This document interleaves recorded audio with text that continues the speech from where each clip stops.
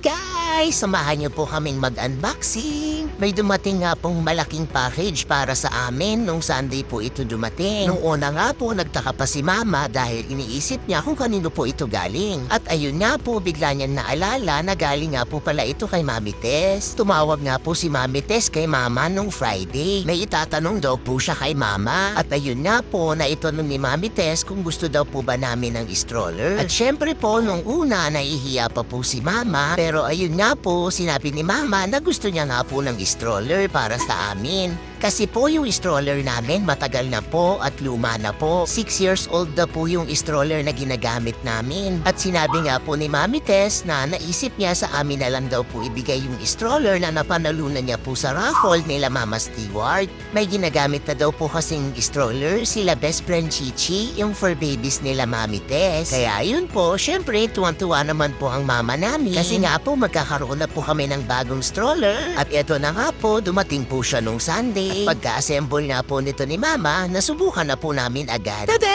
Ang ganda po ng bago naming stroller, no? Katulad lang din po siya ng luma naming stroller at matibay din po siya, pang matagalan din po. Maraming salamat po, Mami Tess, sa bago naming stroller. We love you po!